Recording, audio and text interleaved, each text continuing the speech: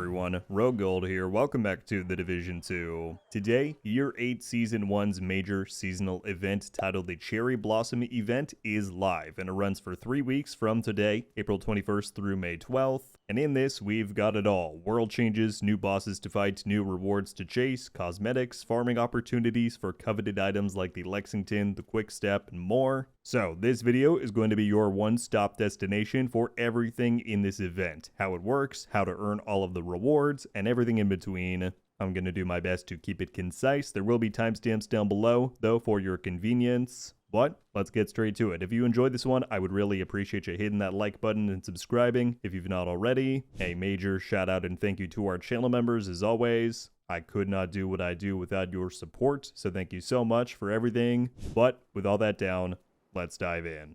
So, as per usual, I wanted to very quickly highlight and showcase some of the dressings and world decorations that have been put in place for this event. To start, when you log in, you'll notice a unique menu screen and theme. Take a listen.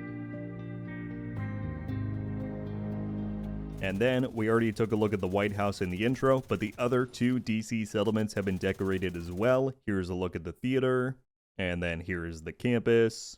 New York and Brooklyn did not receive the visual treatment this time around. However, it does seem that to compensate, more of the DC open world has been transformed and updated to the Cherry Blossom theme. This clip is from down in Southwest. I assume there's more stuff like this out there. And for me, the more they can change in the open world, the better. I appreciate the variety. Okay, well, that is enough sightseeing, but at this point, I'm sure you're all asking, how do I get started with this event? How does the entire thing even work? Well, you will first need to be level 40 to see all of this and enable the event, but once you are at that point, if you open your menu on the Seasons tab, you will see a nice preview pane here that gives you a lot of important information. This is easy tracking of how many of the apparel items you've collected, the total amount of keys donated, how many Sakura keys you own yourself. If you click on this though, it expands into the season menu to show you the event hub. At the top there, you can view how much time remains on the event. You can see some of the key rewards and progress on the right. I just wanted to point out here that in case you need an in-game reference for how this event works, at the bottom you can click event info and it will give you a description for each of the major categories. So if you don't want to find your way back to this video, you can check right here. Before we switch over to the gameplay side of things, let's take a look at the event rewards. Because the way this event is set up, just like the Halloween and winter event before it, everything event related that you go out and do in the game feeds right back here to the base of operations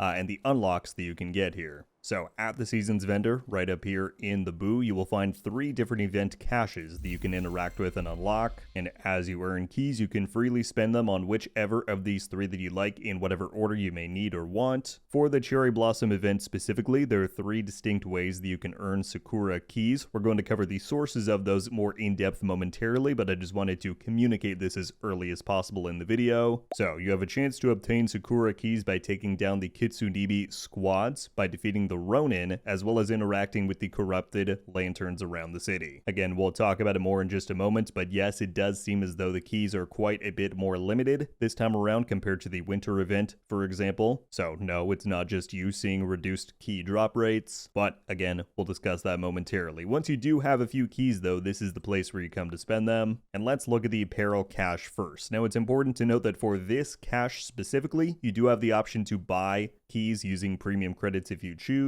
However, that is only an option for the apparel cache here. You cannot do so for the gear cache, for example. But in the apparel cache, at the bottom when you're hovering over it, you can click details to see all of the rewards that are in here. There are 30 total items, each with an equal chance to drop. You also cannot get duplicates out of this cache, meaning if you spend 30 keys on this, then you will 100% guaranteed have everything. And collecting all 30 items from in here is the only way to obtain the completion reward, which is the Lucky Cat emote. Next up, we then have the gear cache. This you can open up with keys for a random chance at getting a gameplay reward. However, this does have a bit of a different loot table compared to what it did during the winter event. One of the main incentives for opening up this cache is scoring an all-new named PDR assault rifle called the First Bloom. This comes with the Blossom Harvest talent, which says that you deal 3.3% more damage for each 10% of total HP and armor the enemy has remaining. Definitely an intriguing one. The patch patch notes there do state that it could be good against high health enemies, and I'll definitely have a dedicated video out on that in the coming days because I want to check it out. But beyond that primary reward, this is the remaining loot table for the gear cache. It's worth noting that the patch notes do not provide us with any numerical drop chances for these different categories, even the first bloom itself, so we don't have any official numbers to go off of in terms of drop chances. As you'd expect, though, within this cache there is a special named gear category, and that includes items like the Lexington and the Turmoil.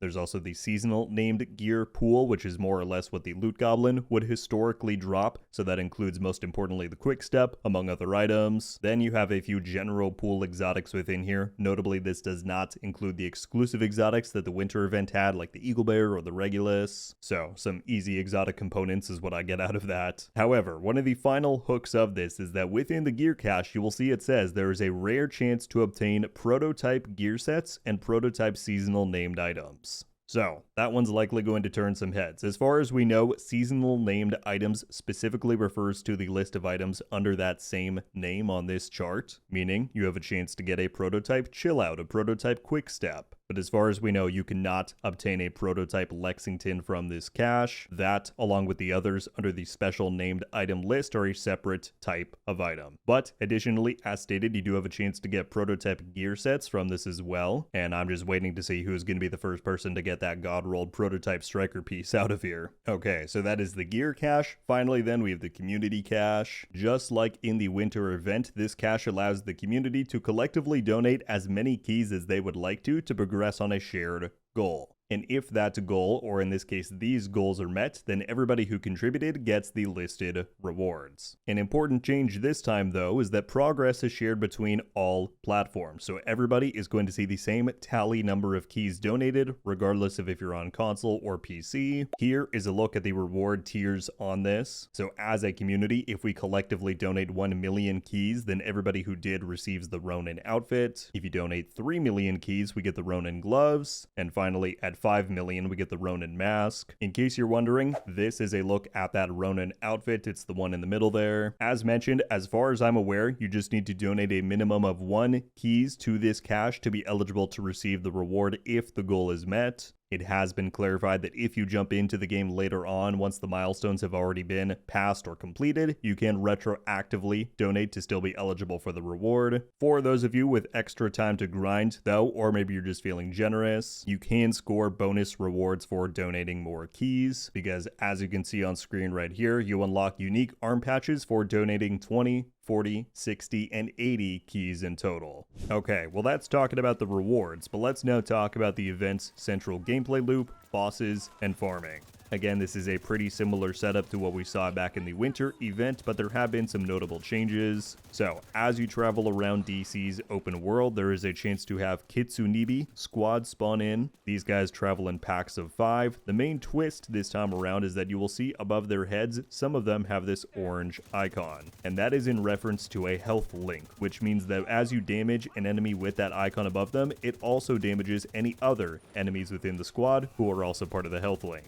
Now, those enemies are going to be tankier because of having this, but honestly, so far, I found it to mostly be of benefit for us. I've had a relatively easy time taking these guys down because you are damaging multiple enemies at once. So, you take these guys out whenever they show up, but instead of them having a chance to drop a designated bounty, like we had back for the Halloween and winter events, what you'll need to do in the Cherry Blossom event is continue taking down Kitsunibi squads until you eventually have a Ronin spawn in. Now, I assume the pacing and timing of this will be a little bit different for everyone and every gameplay session. In my testing this morning, it was about 5 squads defeated until a Ronin would appear. Once you do come across a Ronin, you're going to want to make sure you take them down as they have the highest chances of dropping a Sakura key. They also drop exclusive skill VFX rewards. This is the distribution chart for those skill VFX rewards. I believe that they are 100% drop chances. And so that is the setup. It's fairly simple. But now let's talk about farming and drops, as I've already seen a lot of chatter about this within the community. So far, things seem to be much more restrictive than they were back during the winter event. For instance, the key drop rates are fairly low. Kitsunibi squads have a low chance to drop a key. The Ronins are higher, however finding a Ronin is the challenge, right? It's no longer bounty based, which many people did back in those events on repeat farms. Now you must continue exploring the open world to get them to spawn. On that note, to the best of my my testing so far today and what I've seen around the community, there seems to be no best spot for everyone to get these guys to spawn in. They can spawn near loot goblin locations. They can also spawn out in random locations. It seems to be much more timer dependent than location dependent. And what I mean by that is the dev said that there is a roughly 10-minute cooldown between when Kitsunibi squads can spawn in. I don't think that's a hard rule. I've had some spawn within 3 to 4 minutes of one another, so that's likely just an average timer, but that will slow your key gains by quite a lot. There's also less loot farming to be done this time around. The Kitsunibi squads don't seem to be dropping event items like the chill out or the quick step. Everything comes out of the gear cache, which makes this all more key dependent. So, with that all in mind, there are likely going to be many questions on what the best and most consistent farm is going to be to net the most keys. It is possible that more methods will arise as the event goes on here, but for now, what I can say is running in a group, if you're able to, is going to help you out. You will notice that a call for backup prompt appears on screen before you get a Ronin to spawn in, and even if you don't need the help, it is good to get in a group,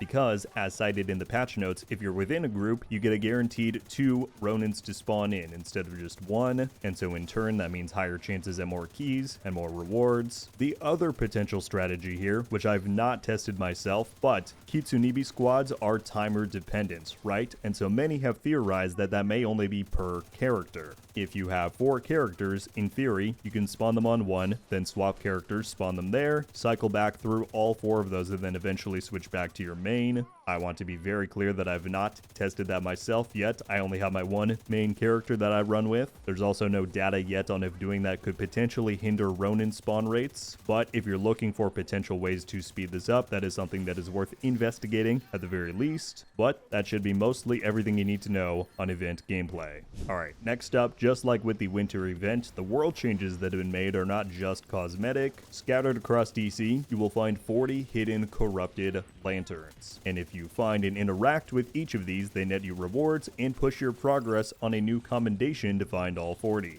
Now, unfortunately, I do not have the location of all 40 lanterns to show you within this video. The event just dropped a handful of hours ago from when I'm recording this, but rest assured there will be a follow-up video with all of those locations. I would expect that to drop within the next 48 hours or so. Just to demonstrate, though, I found one here on the border of Southwest and the East Mall. They will show up as these glowing purple lanterns, which you can interact with to cleanse. It is worth noting that a few changes here have been made compared to how the presence worked back during the winter event.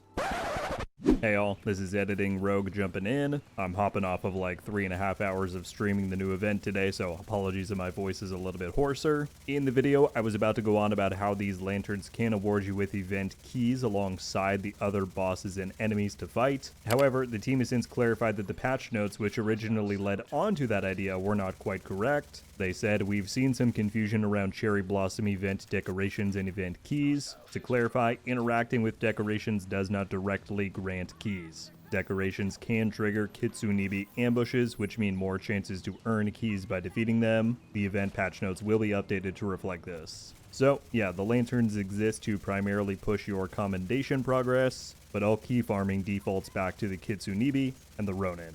Additionally, though, each day of the event, up to 3 lanterns in your world will reset. So, even if you've already collected all 40 for the commendation, these will slowly replenish for you to go back and recapture. So, once again, as far as the lanterns go, stay tuned for a full guide on how to find all 40. Finally, then I wanted to quickly go over a few final scattered elements of the event. The Cherry Blossom event does have a login reward, so hopping onto the game anytime between today, April 21st, and May 12th when the event concludes will net you the Rising Sun mask. You should be able to find this within the Special Deliveries tab of your stash, alongside the compensation package that the team has delivered for this season. There are some event-specific premium store releases, which I always like to shout out just in case any of them catch your eye, because once the event ends, there is no guarantee that these will come back. So for one, we have the Sakura Petals bundle. These are different skill VFX for the Hive, Turret, Seeker Mine, and Drone. And to note, these are different than the ones you can collect from the Ronins in gameplay. Additionally, then there is the Fox Ronin outfit within the bundles tab, and I believe the devs confirmed on stream that there's one more bundle that will drop sometime later in the event. Finally, then beginning today on the 21st and running for 1 week through April 28th, there is a new round of Twitch drops available. These include 2 weapon skins, 1 arm patch, all themed around the Cherry Blossom event, and then 1 named item and exotic cache as per usual. well. Unfortunately, by the time I'm releasing this video, I'm offline on Twitch for the day, but I will be back on Thursday in case you would like to watch me to score progress on these. The link to my Twitch page is in the video description if you need it. Of course, though, anyone in the Division 2 directory with drops enabled will allow for you to rack up time and unlock these rewards. Well, there you have it, everybody. That is your complete guide for the 2026 Cherry Blossom event as part of Year 8 Season 1. I hope you all enjoyed, and furthermore found this useful in breaking down what everything is, how it all works. I'm eager to put some time into this one. I loved my time with the winter event. Definitely will be curious to see how the key drop rates balance out as time goes on here, but I do like some of the more varied gameplay encounters with running into these guys dynamically in the open world. So we'll see how things play out, and hopefully the formula here just continues to improve for future event offerings. At this point, I would love to hear any thoughts or questions you all may have. What are some of your first impressions of the Cherry Blossom event here? Is there anything that we covered in the guide that was unclear or incomplete? Let me know, and I'll do my very best to respond. That's going to do it for me on this one, though. Thank you all so much for coming by and watching. I'll catch you back soon, but until then, RogueGold. Ow. Oh! We just got a Ravenous! Haha! I might not be friendly. Let's go. Coming to the Division 2. Let's go. And